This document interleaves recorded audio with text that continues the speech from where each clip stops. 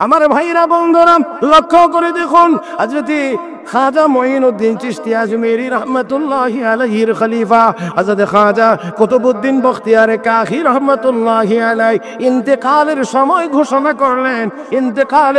ঘোষণা করলেন, আমার জানাজা ওই ব্যক্তি পড়াবে, আমার জানাজা এমন যোগ্যতাওয়ালা ব্যক্তি পড়াবে যেই লোকটার এক নাম্বার কোয়ালিটি হবে জীবনে কোনো দিন সাবালক হওয়ার পরে আসরের 4 রাকাত সুন্নাত ছাড়ে নাই।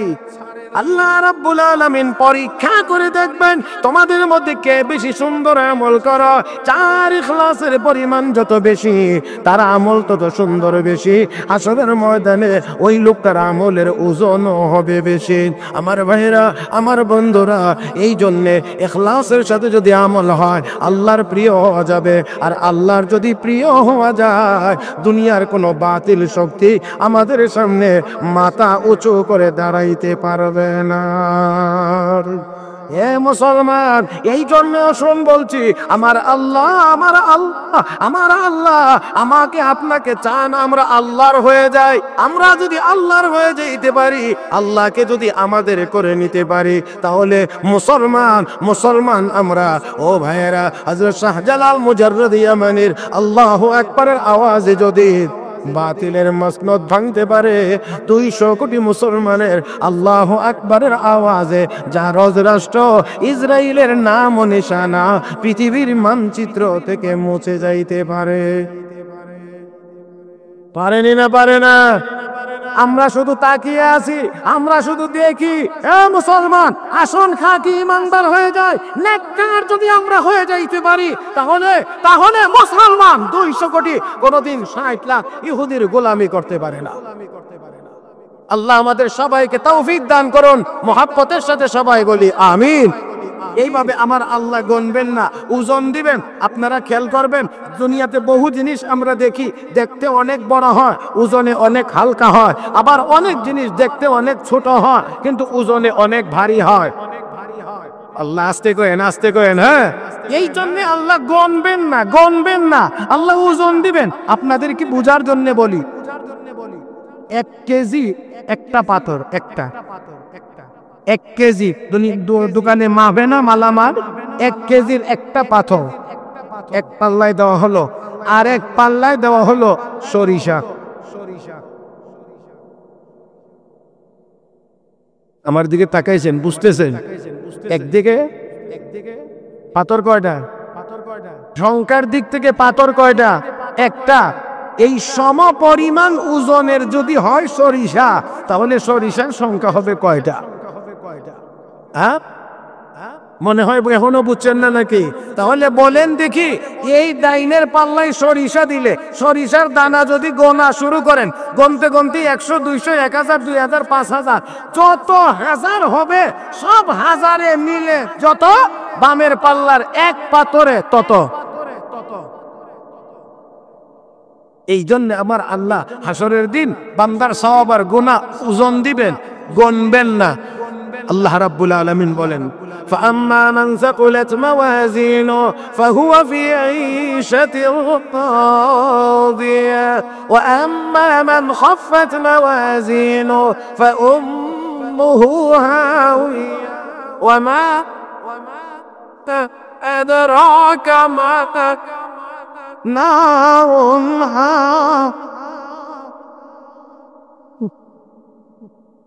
এই আওয়াজ নিয়ে আগে বলছিলাম, এই আওয়াজটাই করতেন না আমার ভাইয়ের। আল্লাহ রাব্বুল আলামিন বলেন, যার সওয়াবের পাল্লা ভারী হবে তার ঠিকানা জান্নাত। আর পক্ষান্তরে যদি গুনার পাল্লা ভারী হয়ে যায়, তাহলে ওই লোকটার ঠিকানা হবে জাহান্নাম। আমি আপনাদের কাছে জানতে চাই, কোথায় যাইতে চান? এখনো ঠোঁট খোলে না। আমি আবারও বলছি, কোথায় যাইতে চান? জাহান্নামে কি কেউ আমরা যাইতে চাই? না, জাহান্নাম এটা মুমিনের যাওয়ার জায়গা না। জাহান্নাম কোনো ভালো জায়গার নাম না। এখানে ইমানদার যাবে না, যাইতে পারে না। এ মুসলমান, জাহান্নামে যদি যাবে তো আমেরিকার ডোনাল্ড ট্রাম্প যাক। ভয়ে নাকি? ভয় লাগে না? এ মুসলমান, জাহান্নামে যদি যা তো রাশিয়ার পুতিন যাক। জাহান্নামে যাবে তো চায়নার শি জিনপিং যাক, আমরা যাব কোথায়? ইনশাআল্লাহ, ইনশাআল্লাহ, ইনশাআল্লাহ আল্লাহর রহমতে আমরা জান্নাতে যাব, জান্নাতে যাব। আল্লাহ যেন আমাদের সবাইকে জান্নাতি হিসেবে কবুল করেন। জাহান্নাম, জাহান্নাম এটা খারাপ জায়গা, এটা ফাসিক ফুজ্জারদের জায়গা, এটা কাফির বেঈমানদের জায়গা। মুমিনের জায়গা জান্নাত। মান ক্বালা লা ইলাহা ইল্লাল্লাহ দাখালাল জান্নাহ। ঈমানদার যে হবে সে আল্লাহর জান্নাতে যাবে, ঈমানদার যে হবে সে আল্লাহর জান্নাতে যাবে। ঈমানের সাথে যেই শর্ত পূরণ করলে নেককার হলে জান্নাতে যাওয়া যাবে, আল্লাহ যেন আমাদেরকে সেই নেক আমলের শর্ত পূরণেরও তৌফিক দান করেন। তো আল্লাহ রাব্বুল আলামিন হাসরের ময়দানে বান্দার সওয়াব আর গুনাহ, বান্দার সওয়াব আর গুনাহ ওজন দিবেন, মাপবেন না। অনেকের আমল হবে দুনিয়ার জীবনে দেখতে ছোট, কিন্তু পাল্লাই দিলে ওজন হবে অনেক বেশি। অনেকের আমল হবে দেখতে অনেক বড়, কিন্তু ওজন দিতে গেলে হয়ে যাবে অনেক হালকা। মুহতারাম হাজরিন, তাহলে এবারে আসেন আমল কি করলে আমল সুন্দর হবে, কোন কাজের দ্বারা আমল সুন্দর হবে। মুহতারাম হাজরিন, সবগুলো তো বলা যাবে না, এর মধ্যে আমি আপনাদের সামনে একটা বলি যেই আমলের ভিতরে ইখলাসের পরিমাণ যত বেশি, সেই আমল মালিকের দরবারে সুন্দর তত বেশি। মিজানে সেই পাল্লা, সেই আমলের ওজন হবে বেশি। দুনিয়ার জীবনে যেই আমলের মধ্যে ইখলাসের পরিমাণ হবে, কথা না কি হবে বেশি? ইখলাসের পরিমাণ হবে যত বেশি, তার আমলের ওজন হবে তত বেশি। মুহতারাম হাজরিন, ইখলাসের দ্বারা আমল সুন্দর হয়, ইখলাসের দ্বারা আমল সুন্দর হয়। ইখলাস না থাকলে আমল সুন্দর হয় না। কারণ দুনিয়ার কোনো উদ্দেশ্য থাকলে, যেই উদ্দেশ্যে নেক আমল হবে, উদ্দেশ্যের জায়গাতে ভালো হবে। উদ্দেশ্য যদি সাধন হবে না, উদ্দেশ্য যদি হাসিল হবে না, তাহলে ওই জায়গাতে আমল আর তার সুন্দর হবে না। বুঝতেছেন না মনে হয় আমার কথা? একটু কেমন জানি আপনাদের চেহারায় মনে হচ্ছে কথা বুঝতে অসুবিধা হচ্ছে। যদি কোনো মানুষ এই মনোভাব নিয়ে নফল নামাজ পড়ে যে লোকেরা আমাকে দেখবে আমি নফলও পড়ি, তাহলে তার নামাজ ওই জায়গাতেই সুন্দর হবে যেই জায়গায় তারে লোকেরা দেখবে। তখন খুব সুন্দর করে পড়বে, কারণ লোকেরা বলবে অমুকে যেন দেখো না নামাজ পড়ে কি সুন্দর করে। কিন্তু তার উদ্দেশ্য যদি হয় মানুষকে দেখানোর জন্যে, তাহলে মানুষের সামনেই তার আমল সুন্দর হবে। যখন মানুষের চোখের আড়ালে চলে যাবে, মানুষ দেখবে না, তখন আর তার আমল সুন্দর হবে না। কারণ কি? তার ভিতরের মতলব কি? মানুষকে দেখানো, মানুষকে দেখানো, মানুষকে দেখানো। মুহতারাম হাজিরিন, আর আল্লাহকে যদি সন্তুষ্ট করার উদ্দেশ্য হয়, রাতের অন্ধকারে দাঁড়াইলেও তার আমল সুন্দর হবে। তাহলে ইখলাসের দ্বারা আমল সুন্দর হয়, হাসরের ময়দানে ওই আমলের ওজনও বেশি হবে, বেশি হবে। এই জন্য আল্লাহর নবী বলেছেন, ইন্নামাল আমালু বিন্নিয়াত, সকল ভালো কাজের ভালো ফলাফল ভালো নিয়তের উপরে নির্ভরশীল। ভালো কাজের ভালো ফলাফল ভালো নিয়তের উপরে নির্ভরশীল। কাজ যদি ভালো হয়, নিয়ত যদি ভালো না হয়, তাহলে ভালো কাজ করেও আল্লাহর কাছে কোনো বিনিময় পাওয়া যাবে, কোনো বিনিময় পাওয়া যাবে না। আর যদি কাজ যদি ছোট হয় আর ইখলাসের পরিমাণ যদি বেশি হয়, ছোট আমলের দ্বারাই নাজাতে যাওয়ার ব্যবস্থা হয়ে যাবে, ছোট আমলের দ্বারাই নাজাতে যাওয়ার ব্যবস্থা হয়ে যাবে। এই জন্য আমাদের একেবারে নুরানির ছাত্রদেরকেও শেখানো হয়, আখলিস দীনাকা ইয়াকফিকাল আমালুল কলিল। তোমার ঈমানকে খাঁটি করো, মানে তোমার নিয়তকে খাঁটি করো, অল্প আমলেই নাজাতের জন্য যথেষ্ট হইবে। এই জন্য বলা হয়েছে, নিয়তুল মুমিনি খায়রুম মিন আমালিহি। মুমিনের নিয়তের দাম তার আমলের চাইতে বেশি, নিয়তের দাম আমলের চাইতে বেশি। পূর্বের যুগের কোনো এক নবীর সময়ে দুর্ভিক্ষ আর অভাব অনটন দেখা দিয়েছে। অভাব অনটন দুর্ভিক্ষ দেখা দিলে ওনার এক উম্মত, নবীর উম্মত রাস্তা অতিক্রম করতে গিয়ে মরুভূমি, বিশাল বিস্তীর্ণ জায়গা মরুভূমি, শুধু বালু বালু বালু বালু বালু। এই রাস্তা অতিক্রম করে আর কই লোকটা মনে মনে কয়, আল্লাহ এত বিশাল বড় মাঠ বালু দিয়ে ভরপুর, ও মালিক এই বালুগুলোকে যদি আটা বানাইয়া আমাকে দিয়ে দিতা, তাহলে আমি অবশ্যই রুটি বানাইয়া এই দেশের অভাবী মানুষদেরকে খাওয়াইতাম। আওয়াজ করে বলেন, তার নিয়তটা খারাপ না ভালো? আল্লাহ, এই বিশাল বিস্তীর্ণ মাঠ ময়দান ভর্তি বালু, এই বালুগুলোকে আটা বানাইয়া আমাকে যদি দিয়ে দিতা, আমি এই দেশের অভাবী মানুষদেরকে রুটি বানিয়ে খাওয়াইতাম। রাব্বি কারীমের পক্ষ থেকে পয়গম্বরের কাছে ওহী চলে এসেছে, পয়গম্বর তোমার ওই উম্মতকে সুসংবাদ জানিয়ে দাও, এই পরিমাণ আটা দিয়ে রুটি বানাইয়া খাওয়াইলে যত সওয়াব হইতো আমি আল্লাহ শুধুমাত্র তার নিয়তের কারণে তার আমলনামায় সেই পরিমাণ সওয়াব দান করেছি। আওয়াজ করে বলুন, আওয়াজ করে বলুন, কি কারণে? বলেন না কি কারণে? শুধুমাত্র নিয়তের কারণে। ও মুসলমান, সেই জন্য বিশ্বনবী বলেন ইন্নামাল আমালু বিন্নিয়াত, সমস্ত নেক আমলের ভালো ফলাফল ভালো নিয়তের উপরে নির্ভর করে। নিয়ত যদি ভালো না হয়, যত বড় আমলই হোক না কেন, আল্লাহ রাব্বুল আলামিনের দরবারে সেই আমল সুন্দর হবে না, কবুল হবে না। রব্বে করিমের দরবারে যদি কবুল নয়, হাশরের ময়দানে পাল্লাতে ওই আমলের ওজনও বেশি হবে না। আমার ভাইরা, আমার বন্ধুরা, আমি আপনাদের খেদমতে একখানা হাদিস তিলাওয়াত করে শোনাইতে চাই। লম্বা হাদিস। হাশরের ময়দানে 50,000 বছর মানুষ দাঁড়িয়ে থাকবে, বিচার শুরুই হবে না। হাশরবাসীরা দৌড়াদৌড়ি করবে। সর্বশেষ আমার আপনার নবী, বিশ্ব নবী রাহমাতুল লিল আলামিনের সুপারিশের মাধ্যমে বিচার আরম্ভ হবে। মহান আল্লাহ যখন বিচারকের আসনে বসবেন, বিচারকের আসনে বসবেন, ওই সময়ে মহান আল্লাহ 3জন ব্যক্তিকে দিয়ে আমার আল্লাহ হাশরের মাঠের বিচার শুরু করবেন। কয়জন? বলেন না কয়জন? 3জনকে দিয়ে বিচার শুরু হবে। একজন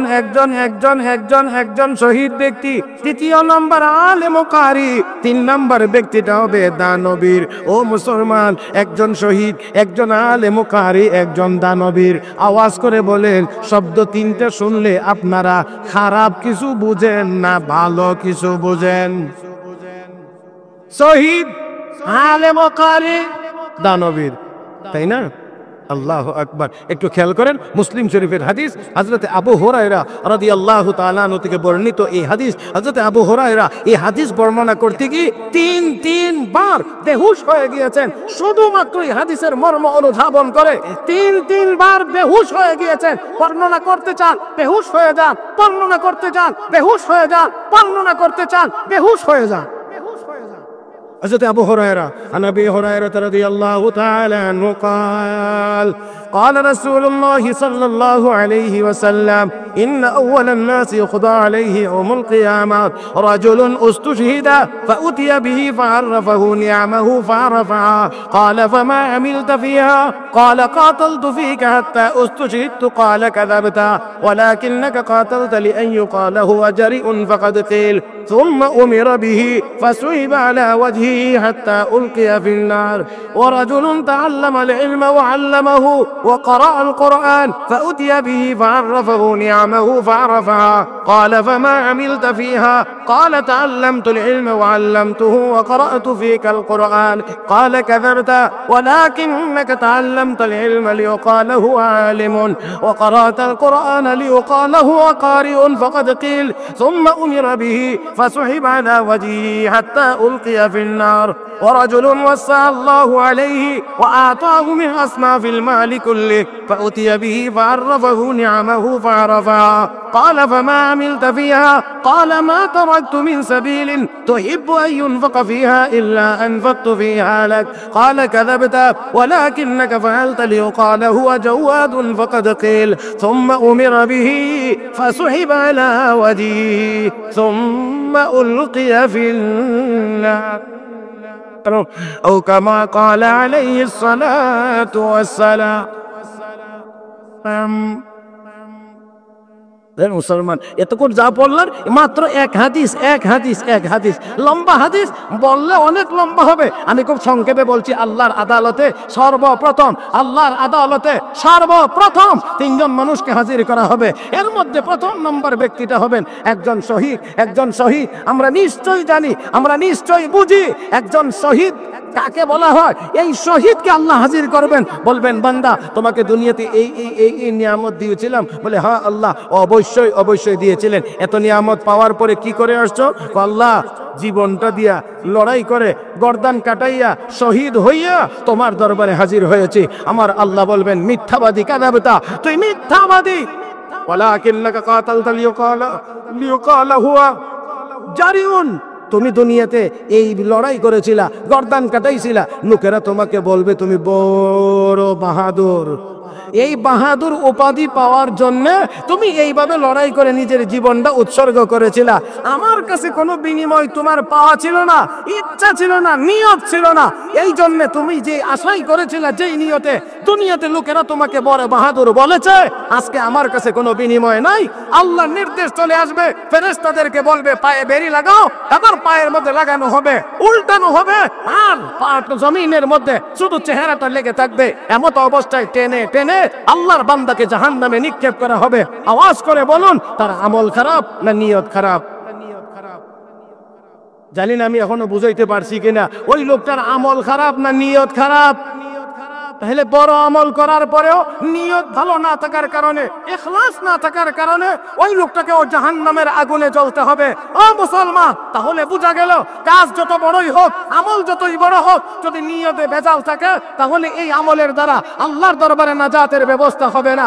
আমল যদি ছোটও হয় আর যদি সেটা ইখলাসে পরিপূর্ণ হয়, তাহলে সেই আমলের দ্বারা নাজাতের ব্যবস্থা হবে। মুহতারাম হাজরিন, অথচ আপনারা আমরা সবাই জানি শহীদেরা কি জাহান্নামী না জান্নাতি? কয় না। আল্লাহ রাব্বুল আলামিন বলেন, ওয়ালা তাকুলু লিমান ইউকতালু ফি সাবিলিল্লাহি আমওয়াত বাল আহইয়াউ ওয়ালাকিন লা তাশউরুন। ولا تحسبن الذين قتلوا في سبيل الله أمواتا بل أحياء عند ربهم يرزقون। আল্লাহ রাব্বুল আলামিন বলেন, যারা আমার রাস্তায় শাহাদত বরণ করে তাদেরকে তোমরা মৃত মনে করিও না। তারা আমার রাস্তায় শাহাদত বরণ করে যারা, তাদেরকে মৃত মনে করিও না। তারা আমি আল্লাহর কাছে জিন্দা এবং আমি আল্লাহর পক্ষ থেকে তারা রিজিক প্রাপ্ত। হে মুসলমান, এই জন্য মুসলমান এক জাতির নাম মুসলমান, যারা দুনিয়াতে যেমন প্রয়োজনে বাঁচতে জানে, আবার যদি প্রয়োজন হয় মুসলমান জীবন দিয়ে শাহাদত বরণ করতেও জানে। এই জায়গাটাতে আরেকটু জোরে আওয়াজ করলে মনে হয় ভালো হইতো আর কি।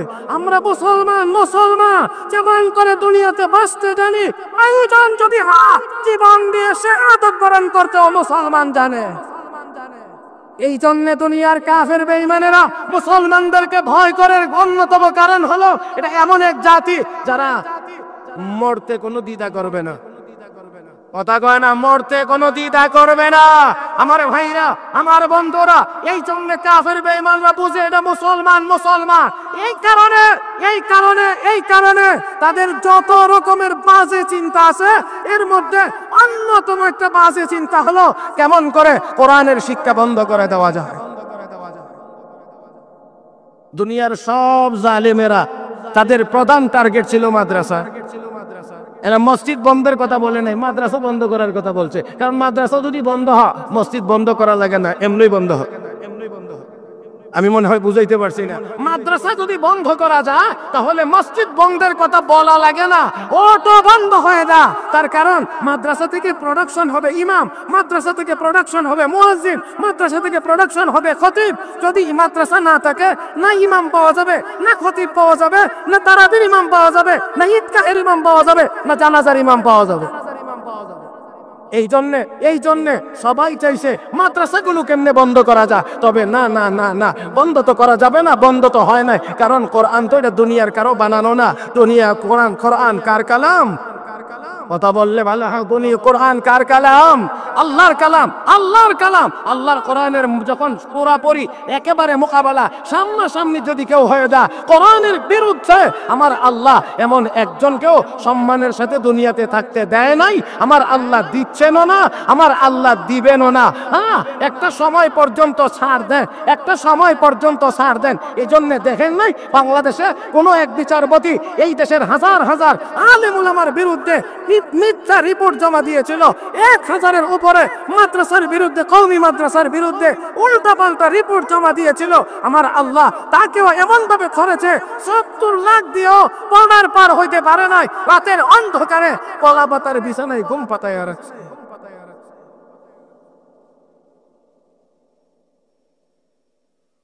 আল্লাহ আমাদের সবাইকে বুঝার তৌফিক দান করুন। নাম বলার দরকার নেই, নাম বলার দরকার নেই। এটা এমন বরকতি নাম না যে এটা উচ্চারণ করলে কিছু নেকি হবে।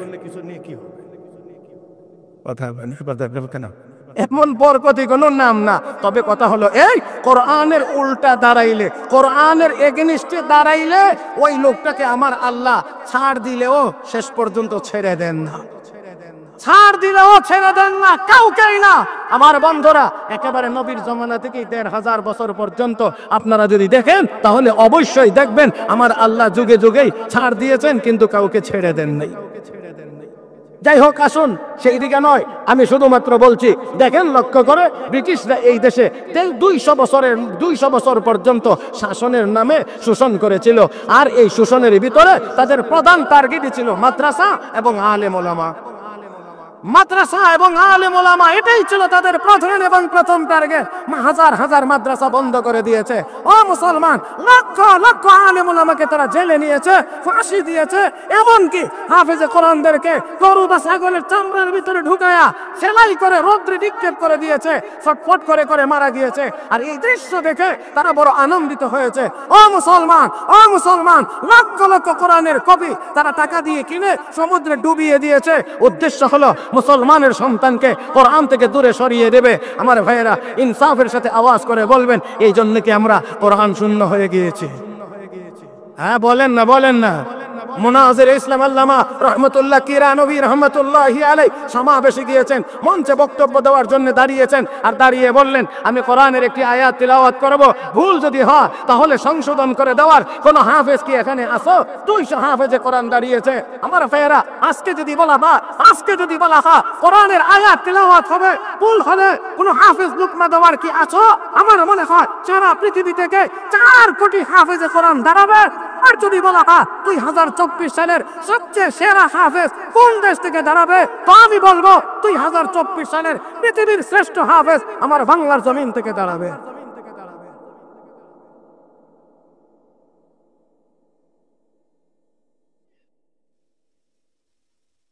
এত দেরি করে নারে তাকবীর কইলে বাড়িঘর মজা থাকবে? তাকবীর যদি বলাই লাগে, দেওয়াই লাগে, তো সময় মতো হওয়া লাগবে। সময় মতো, কি বললেন ঠিক না? সময় মতো হওয়া লাগবে। আল্লাহ তাওফিক দান করুন। ও মুসলমান, কষ্ট হইতেছে বেশি, সময় একেবারে সীমিত, সময় সীমিত। এর ভিতরেই আমার কথাগুলো গুছায়া শেষ করতে হবে, চেষ্টা করব। মুহতারাম হাজরিন, তাই আসুন বলতে চাইছিলাম যে এই কথা, আল্লাহর কাছে ওই আমল বেশি সুন্দর হয় যে আমলে ইখলাসের পরিমাণ, মাশাআল্লাহ বলেন, কি হয়? ইখলাসের পরিমাণ বেশি হয়। ইখলাস কোন জিনিসের নাম? ইবাদত যতটুকুই করব একমাত্র একমাত্র একমাত্র কাকে সন্তুষ্ট করার জন্য, মহব্বতের সাথে আবার আল্লাহর নামটা বলেন। ইবাদত হবে একমাত্র কার সন্তুষ্টির জন্য? قل إن صلاتي ونسكي ومحياي ومماتي لله رب العالمين।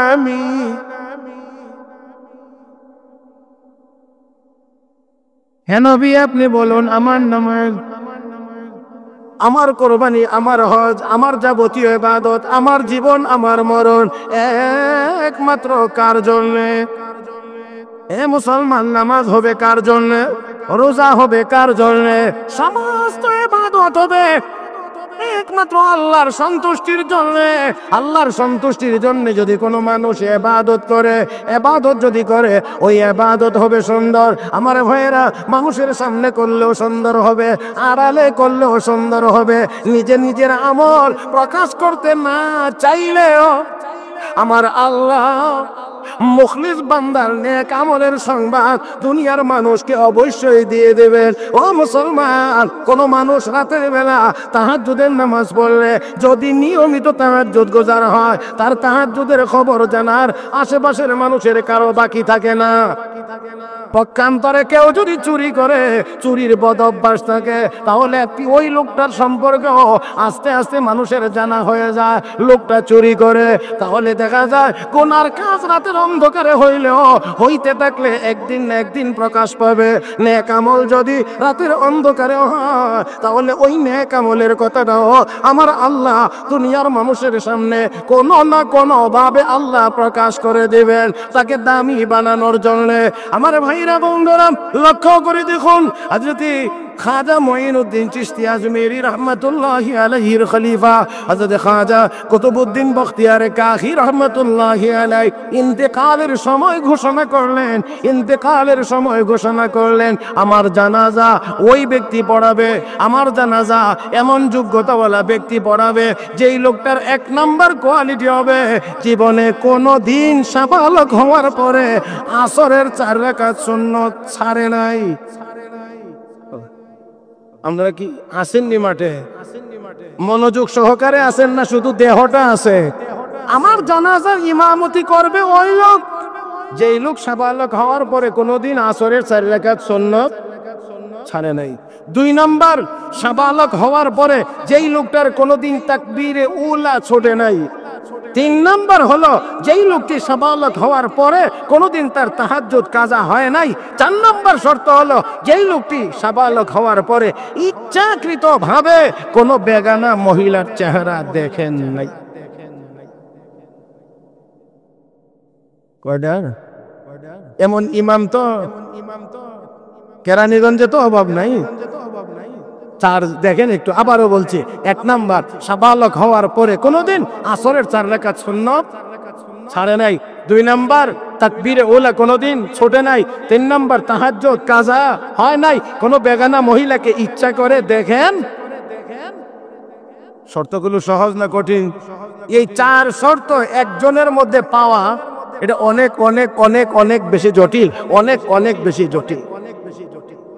কিন্তু উনি তো বলে গেছেন আমার জানাজার ইমামতি ওই ব্যক্তি পড়াইবে যার মধ্যে এই 4 গুণ থাকবে, এই 4 গুণ থাকবে। এখন খেয়াল করে দেখেন, আমরা তো মাশাআল্লাহ অনেক মুসলমান আছি, 50-60 বছর বয়সে তো মসজিদেই যায় না। আল্লাহ আস্তে কয় দেখি, 50-60 বছর বয়স হয়ে গেছে, মসজিদেই যায় না, নামাজই পড়ে না। এরপরে যেমনি হোক আল্লাহ তারে একটু লাইনে আনছে, নামাজে এখন যা, এখন খালি ইমামের ভুল ধরে। আপনাদের এদিকে নাও থাকতে পারে, আমাদের এদিকের কথা বলছি আর কি। এখন ইমামের ভুল ধরে, যে আলেমের হাত ধরে তুই নামাজ শিখলে, যে আলেমের হাত ধরে তুই তাবলিগে গেলে, কি সূরা কেরাত ঠিক করলে, এখন ইমামের ভুল ধরা শুরু করে। আমার ভাইরা, আমার বন্ধুরা, আমি বলছি এই জন্য মসজিদের ইমামতি আলেমের নেতৃত্বে চলবে, মুয়াজ্জিন আলেমের নেতৃত্বে চলবে, ঈদগার ইমামতি আমার আলেমের নেতৃত্বে চলবে, তাবলীগ এই দেশের হক্কানি উলামায়ে কেরামের নেতৃত্বেই চলবে।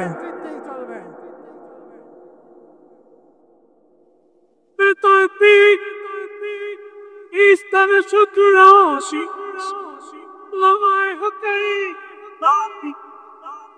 মাশাআল্লাহ, ছোট মিয়া হাসার চেষ্টা করবে না, অযথা কেউ আমরা হাসবো না, এটা হাসার মজলিস না। খেয়াল রাখবো আমাদের দ্বারা যেন কোনোভাবে আদবের খেলাফ কোনো কিছু না হয়, সর্বোচ্চ আদব আমরা বজায় রাখার চেষ্টা করব। আল্লাহ সবাইকে তৌফিক দান করুন, বলি আমিন। মুহতারাম হাজিরিন, তো যাই হোক, বলতে চাইছিলাম 4টা শর্তের কথা। 1 নাম্বার হলো সাবালক হওয়ার পরে কোনোদিন আসরের 4 রাকাত সুন্নত। এই 4 শর্ত হলা ইমাম তো আর খুঁজে পাওয়া যায় না। লাশ নিয়ে অপেক্ষা, মাঠে গিয়ে অপেক্ষা অপেক্ষা অপেক্ষা অপেক্ষা, দিন চলে, জোহর চলে গেছে, আসর হয়ে গেছে, মাকরু ওয়াক্ত চলে আসতেছে, এখনো দেখা যায় না এমন কোন ইমাম। একেবারেই যখন সময় শেষের পথে, এখন মার বেশি বাকি নাই, সামান্য, হয়তো একেবারে সূর্যটা ডুবে যাবে, তার কিছুক্ষণ আগে আল্লাহর এক বান্দা এসে এবার বলতেছেন কাতার সোজা করে।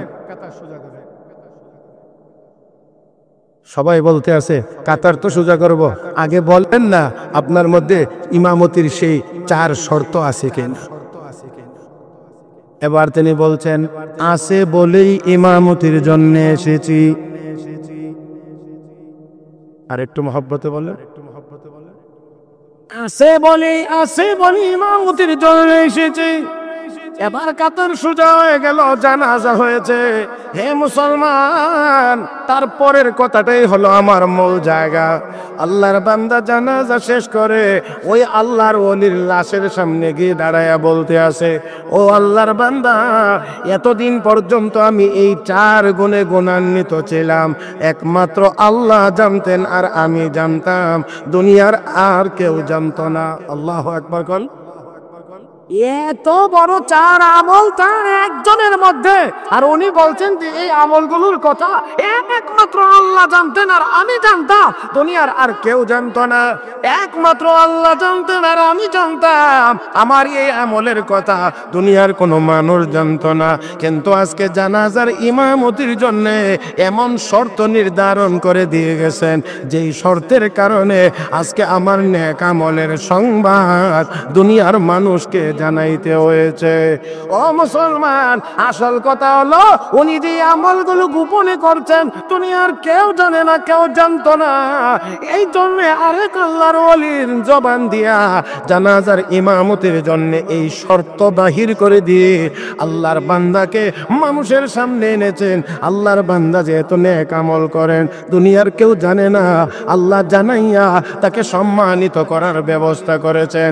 যিনি ইমামতি করেছিলেন তিনিও ছিলেন ভারতবর্ষের একজন শাসক, সুলতান শামসুদ্দিন আলতামাস রহমাতুল্লাহি আলাইহি।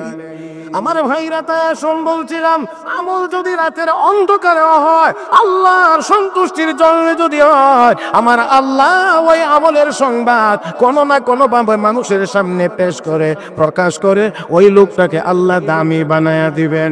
আর যদি ইখলাস না থাকে, তাহলে অবশ্যই এই আমলের দ্বারা দুনিয়ার জীবনেও দামি হওয়া যাবে না, আখিরাতের জীবনেও ওই লোকটা জান্নাতি হইতে পারবে না। আমার বন্ধুরা, কয়জন লোক দিয়ে কয়জন?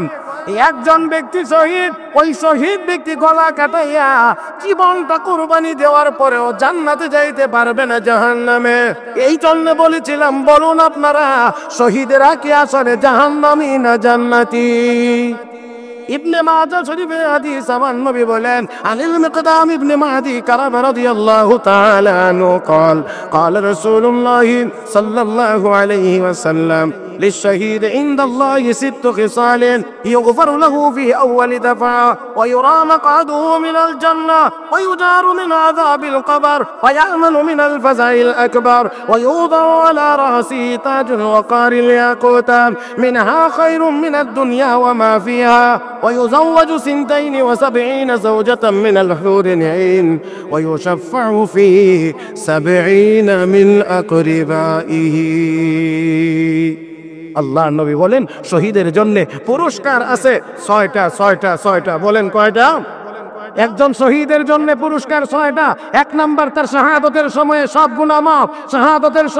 গুনাহ মাফ, জান্নাতের নমুনা তার চোখের সামনে হাজির করে দেওয়া হয়, কবরের আযাব মাফ, হাসরের ভয়াবহতা থেকে মুক্তি দেওয়া হয়, চকচকে ইয়াকুত পাথরের তৈরি মুকুট তার মাথায় পরিধান করায় দেওয়া হবে। 5 নাম্বার, 72 জন হুর দেওয়া হবে। 6 নাম্বার পুরস্কার, শহীদ নিজে জান্নাতি হবে। শুধু তা না, আল্লাহ বলবেন, ওই শহীদ, তোর আত্মীয় স্বজনের মধ্য থেকে 70 জন জাহান্নামীকে সুপারিশ করে জান্নাতে নিয়ে যাও।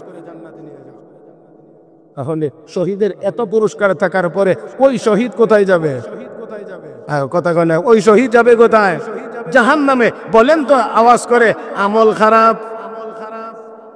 মাশাআল্লাহ, আর তাড়াতাড়ি বলার দরকার ছিল, তার আমল খারাপ।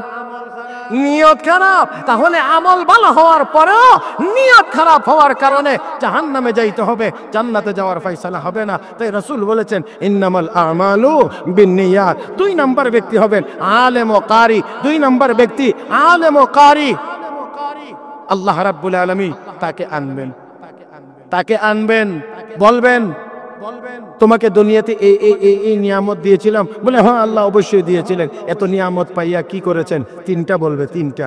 আল্লাহ তাআল্লামতুল ইলম, আমি ইলম অর্জন করেছি। ওয়া আল্লামতুহু, ইলম শিক্ষা দিয়েছি। 3 নাম্বার ওয়া ক্বরাআতু ফীকাল কুরআন, আল্লাহ কোরআন তেলাওয়াত করেছি। এই 3 কাজ করে এসেছি। বলেন দেখি 3টা আমল খারাপ না ভালো? 3টা আমল খারাপ না ভালো? এলেম অর্জন করা, এটার ফজিলত আলাদা। এলেম শিক্ষা দেওয়া ফজিলত আলাদা। কোরআনের তেলাওয়াত ফজিলত আলাদা। হ্যাঁ মুসলমান, কোরআনের তেলাওয়াতের ফজিলত আলাদা, এলেম শিখানোর ফজিলত আলাদা, এলেম শিক্ষা করার ফজিলত আলাদা। এত ফজিলতপূর্ণ কাজ করার পরেও রব্বে কারীমের সামনে যখন বলবে আল্লাহ এলেম শিখছি, শিখাইছি, কোরআন তেলাওয়াত করেছি, তোমার দরবারে হাজির হয়েছে, আল্লাহ বলবেন তুইও মিথ্যাবাদী, তুইও মিথ্যাবাদী। এলেম শিখছিলে, লোকেরা তোকে বড় আলেম বলবে, বড় বক্তা বলবে, বড় মুফাসসিরে কোরআন বলবে, বড় শাইখুল হাদিস বলবে, বড় হুজুর বলবে। এই জন্য তুই ইলম শিখছিলে, শিখাইছিলে আর কোরআন তেলাওয়াত করেছিলে, লোকেরা তোকে বড় কারি সাহেব বলবে। সেই আশায় তো দুনিয়াতে বড় আলেম বলছে, বড় বক্তা বলছে, বড় মুফাসসিরে কোরআন বলছে, বড় কারি সাহেব বলছে। দুনিয়াতে যা চাইছিলা তা পাইছো, আমার কাছে কোনো কিছু নাই, অতএব তোমার ঠিকানাও জাহান্নাম, তোমারও ঠিকানা জাহান্নাম। ও মুসলমান, এবার আপনারা একটু আওয়াজ করে বলেন ওই লোকটার আমল খারাপ না নিয়ত খারাপ? আমল খারাপ না নিয়ত খারাপ। তাহলে নিয়তের কারণে, এই নিয়ত খারাপ হওয়ার কারণে আলেম হইয়াও কারি হইয়াও জাহান্নামের আগুনে জ্বলতে হবে। আল্লাহ তুমি আমাদের সবাইকে হেফাজত করো, মোহাব্বতের সাথে জোরে বলি আমিন। 3 নাম্বার ব্যক্তি একজন দানবী। দানবীকে আল্লাহ রাব্বুল আলামিন জিজ্ঞেস করবেন, ও বান্দা তোমাকে তো অনেক সম্পদ দিয়েছিলাম, অনেক সম্পদ দিয়েছিলাম। আল্লাহ অবশ্যই আমাকে দিয়েছিলেন। এত নিয়ামত পাইয়া, এত সম্পদ পাইয়া তুমি আমার জন্য কি করে এসেছো? ওই লোকটাও সাহস করে বলবে, আল্লাহ মা তারাকতু মিন সাবিলিন তুহিব্বু আন ইউনফাকা ফিহা ইল্লা আনফাকতু ফিহা লাক। আল্লাহ এমন কোন পথ নাই যেই পথে খরচ করলে তুমি সন্তুষ্ট হইবা। সব পথে আমি খরচ করেছি, সম্পদ দিয়েছি, মসজিদে দিয়েছি, মাদ্রাসায় দিয়েছি, এতিমখানায় দিয়েছি, জনকল্যাণে অনেক টাকা আমি খরচ করেছি, ব্যয় করেছি। রব্বে কারীম বলবেন তুইও মিথ্যাবাদী, কাযাবতা ওয়ালাকিন্নাকা ফাআলতা লিউকালা হুয়া জাওয়াদুন। হে বান্দা, এই দান খয়রাত করেছিলে আমার সন্তুষ্টির জন্য না, দান খয়রাত করেছিলে তোরকে লোকেরা বড় দানবীর বলবে, বড় দানবীর বলবে, এই জন্য তুই এই কাজ করেছিলে। যা যা যা, তোর ঠিকানাও জাহান্নাম, তোর ঠিকানাও জাহান্নাম। আওয়াজ করে বলুন মুসলমান, ওই লোকটার কি আমল খারাপ না নিয়ত খারাপ? তাই আসুন আমি বলতে চাই, আল্লাহ রাব্বুল আলামিন বলেন আল্লাযী খালাকাল মাউতা ওয়াল হায়াতা লিয়াবলুয়াকুম আইয়ুকুম আহসানু আমালা। আল্লাহ রাব্বুল আলামিন পরীক্ষা করে দেখবেন তোমাদের মধ্যে কে বেশি সুন্দর আমল করে। 4 ইখলাসের পরিমাণ যত বেশি, তার আমল তত সুন্দর বেশি। হাসরের ময়দানে ওই লোকটার আমলের ওজন হবে বেশি। আমার ভাইরা, আমার বন্ধুরা, এই জন্যে ইখলাসের সাথে যদি আমল হয় আল্লাহর প্রিয় হওয়া যাবে। আর আল্লাহর যদি প্রিয় হওয়া যায়, দুনিয়ার কোনো বাতিল শক্তি আমাদের সামনে মাথা উঁচু করে দাঁড়াইতে পারবে না। হে মুসলমান, এই জন্য আসুন বলছি, আমার আল্লাহ, আমার আল্লাহ, আমার আল্লাহ আমাকে আপনাকে চান আমরা আল্লাহর হয়ে যাই। আমরা যদি আল্লাহর হয়ে যাইতে পারি, আল্লাহকে যদি আমাদের করে নিতে পারি, তাহলে মুসলমান আমরা। ও ভাইয়েরা, হযরত শাহজালাল মুজাররদ ইয়ামানির আল্লাহু আকবারের আওয়াজে যদি বাতিলের মাসনদ ভাঙতে পারে, 200 কোটি মুসলমানের আল্লাহু আকবারের আওয়াজে জারজ রাষ্ট্র ইসরায়েলের নাম ও নিশানা পৃথিবীর মানচিত্র থেকে মুছে যাইতে পারে। পারেনি না পারে না? আমরা শুধু তাকিয়ে আছি, আমরা শুধু দেখি। এ মুসলমান, আসুন খাঁটি ইমানদার হয়ে যায়। নেককার যদি আমরা হয়ে যাইতে পারি, তাহলে তাহলে মুসলমান 200 কোটি কোনদিন 60 লাখ ইহুদির গোলামি করতে পারে না। আল্লাহ আমাদের সবাইকে তৌফিক দান করুন। মুহাব্বতের সাথে সবাই বলি আমিন। আমার ভাইরা, আমার বন্ধুরা, তাহলে আসেন, আমি বলতে চাইছিলাম আমল সুন্দর হয়, আমল সুন্দর হয় ইখলাসের দ্বারা। এই ইখলাস যেন আমাদের মধ্যে আল্লাহ পরিপূর্ণরূপে দান করেন। সবাই মুহাব্বতের সাথে বলি আমিন। তাহলে আমল সুন্দর হওয়া লাগবে, সুন্দর হওয়া চাই, সুন্দর হওয়া চাই। 2 নাম্বার, যেই জিনিসটার মাধ্যমে আমল বেশি সুন্দর হয়, যেই আমল সুন্নতের পরিমাণ, যেই আমল সুন্নত মোতাবেক হবে, যত বেশি সুন্নত মোতাবেক হবে, ওই আমল সুন্দর হবে তত বেশি, আর ওই আমল হাসরের ময়দানে ওজন হবে তত বেশি। বর্তমান দুনিয়ায় আমার শাইখ মুর্শিদ বলেন যে আমরা বর্তমান দুনিয়ায় উম্মতের অভাব নাই, কিন্তু সুন্নতের যথেষ্ট পরিমাণ অভাব। আরো আস্তে কয়েন, হ্যাঁ, উম্মতের অভাব নাই, সুন্নতের বড় অভাব। আজকে সুন্নতওয়ালা মুমিন পাওয়া যায় না। আরে ফরজই তো ঠিক মতো হয় না, তাহলে সুন্নত পাওয়া যাবে কোথায়? আবার কেউ আসি ফরজ নামাজের পরে সুন্নত নামাজই পড়তে চায় না, আর বললে, জিজ্ঞেস করলে বলে কি সুন্নত। কথা বুঝেন নাই? এর সুন্নত। আবার অনেকে জিজ্ঞেস করে, হুজুর টুপি ছাড়া কি নামাজ হয় না? ইশারা হুজুর টুপি ছাড়া, ইদানিং দেখবেন মাশাআল্লাহ টুপি ছাড়া মুসল্লির অভাব নেই। বললে ভাই টুপিটা মাথায় দেন, হুজুর টুপি ছাড়া কি নামাজ হয় না? আমি বলি হ্যাঁ, টুপি ছাড়া নামাজ হয়, পাঞ্জাবি ছাড়াও নামাজ হয়, শার্ট ছাড়াও নামাজ হয়, গেঞ্জি ছাড়াও নামাজ হয়। পুরুষ মানুষ নাভি থেকে নিয়ে হাঁটুর নিচ পর্যন্ত যদি ঢেকে রাখে, তারপরে নামাজ পড়লেই নামাজ হয়ে যাবে, কোনো অসুবিধা নাই, কিন্তু নামাজ তো হবে। আমার ভাইয়েরা একটু বলেন দেখি কেমন হবে? এর তারপরে আমি আপনাকে বলি, আমার আপনার নবী, বিশ্ব নবী রাহমাতুল আলামিন নবী মুহাম্মদুর রাসূলুল্লাহ সাল্লাল্লাহু আলাইহি ওয়াসাল্লাম সবসময় মাথা মুবারকে টুপি থাকতো। তোমার মাথায় টুপি থাকলে অসুবিধাটা কি? টুপি সারা নামাজ হয় না এই কথা বলতে যাও কেন? বরঞ্চ তোমার তো টুপি মাথায় দিয়ে নামাজ পড়ার ফিকির থাকার কথা, কারণ আমার নবী মাথায় টুপি দিয়ে রাখতেন, সবসময় টুপি নবীর মাথার সাথে লেগে থাকতো। তাহলে নবীর খাঁটি উম্মত হইতে গেলে অবশ্যই তোমার